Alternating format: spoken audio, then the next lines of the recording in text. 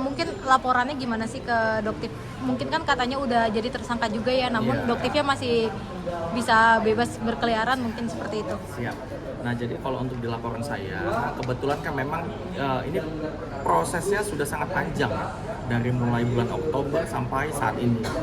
Nah, di dalam prosesnya kan kita sudah mengikuti nih prosedur-prosedur di dalam penegakan keadilan, penegakan hukum ya. Dari saya kan laporannya tuh pertama tuh di Polda Sumut. Nah, saat di Polda Sumut ternyata dilimpahkan di Polres Medan. Nah, saat di laporan itu masuk di Polres Medan, saya dipanggil dan semua proses sudah dilakukan, lidik, sidik, kemudian tersangka. Kalau nggak salah di 17 Maret ditetapkan sebagai tersangka.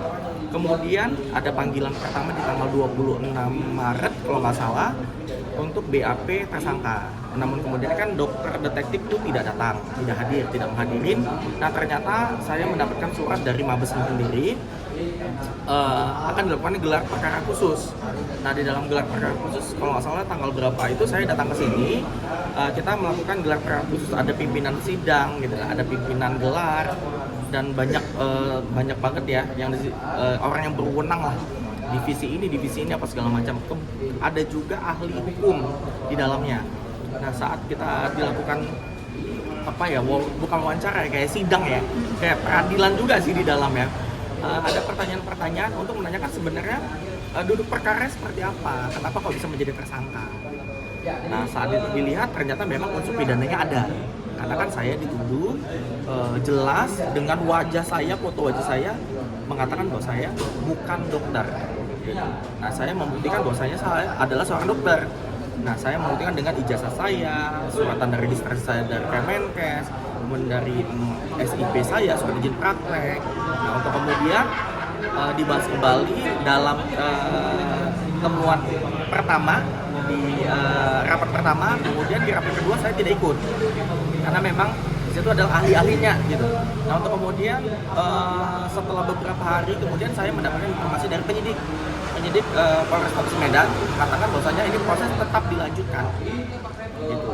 Nah, sekarang lagi persiapan berkas kalau nggak salah meminta keterangan terhadap organisasi kami, ada Ikatan Dokter Indonesia dan Perdaweri. Jadi Perdaweri ini menaungin organisasi untuk estetik. Bahwasanya sudah disuratin yang pertama dan yang kedua. Jadi yang pertama penyuratannya mungkin belum bisa hadir, kemudian ada surat kedua.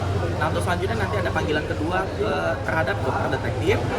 Nah, saat itu nanti kita nggak tahu lagi bagaimana prosesnya. Kalau misalnya apakah ditahan atau tidak ditahan, itu kan saya tidak memiliki wewenang untuk menjawab. Karena setahu saya memang kalau hukumannya 5 tahun di bawah itu tidak ditahan, tapi nanti akan diproses di kejaksaannya atau di persidangan. Tapi melihat Doktif yang masih berkeliaran gitu, bisa dikatakan seperti itu, gimana sih Dokter Andreas sendiri kan sudah banyak dirugikan ya? Ya, jadi gini, kalau saya pribadi melaporkan Doktif ini bukan atas dasar dendam, bukan atas dasar saya ingin dia di penjara, enggak seperti itu, tapi saya ingin memperbaiki nama saya, bahwa saya seorang dokter gitu, sehingga nanti kita lihat saja mau ini di penjara atau tidak di penjara, saya tidak mengarah ke sana, tapi saya mau keadilan bagi saya, bahwasanya nanti akan ada putusan di mana mengatakan bahwa Doktif ini bersalah dan saya memang seorang dokter. Saya akan kejar terus nih, karena memang saya adalah seorang dokter, itu aja sih. Tapi menurut Doktif sendiri, apa yang dokter lakuin itu menyalahin SOP sebagai dokter gitu katanya dok, ya. Bahwa seorang dokter itu nggak boleh istighfar. Ya, jadi itu gimana dok? Sebenarnya ini kan asumsi, jadi tidak ada aturannya. Seorang dokter ketika dia melakukan just tip itu dikatakan bukan seorang dokter. Coba kita bisa melihat nih sama-sama nih, aturan mana yang mengatakan bahwasanya ketika ada seorang dokter just tip, dia dianggap langsung otomatis tidak menjadi seorang dokter. Nah, karena coba ditanya kembali kepada Doktifnya, apakah Doktif pernah melakukan just tip juga? Coba ditanyakan, karena setahu saya di dalam berita-berita Doktif juga sudah pernah melakukan just tip kepada teman sejawatnya lain untuk alat kesehatan. Tapi saya memang tidak tahu, itu hanya beredar di dalam sosial media saja. Berarti dia bukan seorang dokter juga dong, nah, kan begitu tuh. Dok, tapi ya kalau di dalam kedokteran sendiri itu emang boleh nggak sih seorang dokter itu keluar negeri just tip gitu seperti apa yang dokter lakuin itu boleh nggak dok sebenarnya dok? Begini, ketika aturan itu tidak ada, kita pasti bisa melakukan. Kita kan base-nya adalah aturan, landasannya apa nih? Apakah undang-undang? Kalau undang-undang tidak ada mengatakan bahwasanya kita dilarang untuk just tip, apakah itu salah? Oh, secara undang-undang nggak ada ya? Tidak ada. Apa gitu? Dok, Jadi kan mungkin kita ada landasan, bukan asumsi kita nih. Bagaimana yang sampai saat ini dokter itu selalu tetap menganggap dokter itu Just tip. bukan dokter. sampai detik. It's okay, nggak apa-apa. Karena menurut saya begini, saya yang saya masalahkan adalah saya dikatakan bukan seorang dokter, bukan just tipper. Jadi kalau saya dikatakan just tipper, it's okay, selagi itu tidak menyalahi aturan atau tidak ada undang-undang yang melarang saya untuk menjadi seorang just tip. Kalaupun nanti saya menjadi just tipper, ya kita nggak tahu nih rezekinya nih ya. Ternyata saya memang rezeki di just tipper, ya kita nggak tahu. Yang penting itu tidak dilarang oleh negara atau dilarang dari undang-undang. Berarti dalam hal ini sangat dirugikan terkait pencemaran nama baik gitu ya, Dok? Iya benar. Jadi memang aku rasa itu adalah penggiringan, bukan menjadi topik dari laporan saya. Itu hanyalah giringan. Kalau menurut saya, tapi aku nggak tahu apakah ini seperti apa. Yang pasti saya mempermasalahkan adalah saya dikatakan bukan seorang dokter. Itu saja. Tapi kalau misalnya dokter detektif bisa membuktikan bahwasanya saya bukan seorang dokter, ya silakan. Berarti salah, saya yang salah. Gitu. Mungkin terakhir pesan untuk doktif nih yang belum sama sekali dilakukan penahanan, padahal sudah ditetapkan sebagai tersangka, ada nggak sih yang mau disampaikan? Nah kalau saya sih sebenarnya begini, termasuk di dalam wawancara ini ya, saya tidak mau ada giringan-giringan opini, di mana masyarakat pasti tidak memahami, karena di dalam sosial media ini kan sangat banyak sekali giringan-giringan opini yang liar, yang dipotong apa segala macam.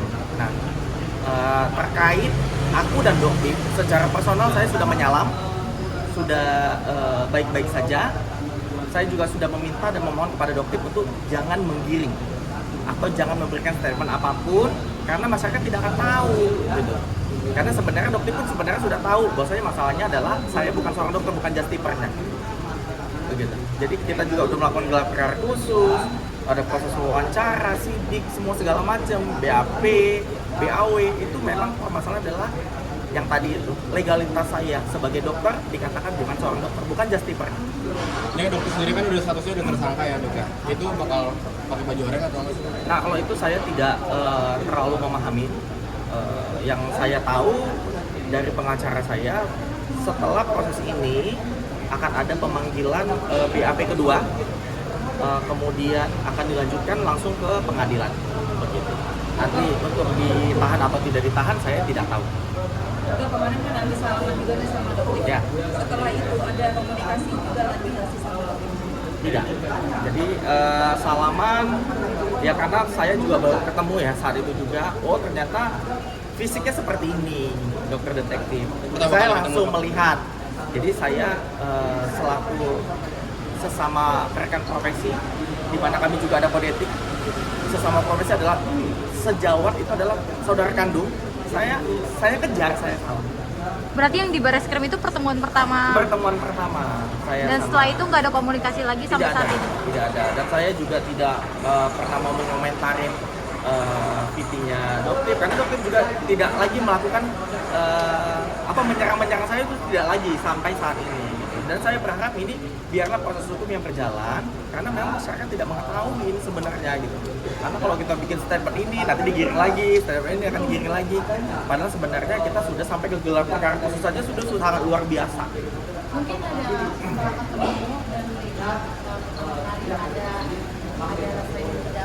Sudah. Begini. Jadi dari awal laporan saya bulan Oktober dilakukan pemanggilan untuk berita acara wawancara. Di situ saya sudah meminta kepada penyidik memohon jikalau nanti dokter datang di dalam pemanggilan, tolong panggil saya juga. Saya ingin datang dan saya cuma mau bertanya sebenarnya ada apa gitu. Oh saya sejawat kamu tahu saya dokter gitu. Saya buat nama saya juga di sosial media, Dr. Andreas Henry Situnggir, jelas. Tapi kenapa saya dibilang atau dikatakan bukan seorang dokter? Saya cuma ingin menanyakan itu, niatnya apa? Tapi kan ternyata tidak dapat, tidak hadir. Di dalam pemanggilan naik sidik juga tidak hadir, tapi ada jemput bola. Jadi pihak penyidik datang ke Polsek Tangerang Selatan. Nah di situ juga saya meminta kepada penyidik coba tanyakan karena saya tidak bisa hadir kan. Ternyata memang disampaikan mau nggak berdamai biar kita ketemu ini konfrontir karena kan ini kan undang-undang ITE ya, harusnya adanya restorasi justice ya, kita dipertemukan, tapi dokter menolak. Bukan saya yang menolak, saya melaporkan, tapi saya meminta untuk ayo dok, aku bisa jawab dulu. Berarti udah ada upaya damai berarti dari Sayanya, tapi Cuma dokter ditolak. mungkin ada nggak tahu ada persoalan apa, saya tidak paham. Nah sampai akhirnya kita sampai ketemu di sana, saya jelaskan sama pimpinan sidang, pimpinan dalam ini ya gelar perkara khusus saya katakan ada penyidik, jadi saya berkata sesuai dengan ya faktanya gitu. Dan bahwasanya saya sebenarnya pengen sekali ketemu sama dokter dulunya ya. Sebenarnya apa sih masalahnya? Tapi ternyata kan tidak bisa dan akhirnya ini tetap harus berjalan karena sudah ditetapkan sebagai tersangka. Karena kalau sudah tersangka kan nggak bisa Cabut asal-asalan laporan. untuk mencabut apa segala macam. Oke, terima Sekali lagi ya dengan dokter. Bukan. Jadi itu kan kejadian sebelumnya. Setelah ketemu ini kan ternyata memang proses hukumnya harus dilanjutkan, tidak bisa dihentikan. Jadi kita lihat nanti bagaimana panggilan kedua sampai nanti di pengadilan. Oke.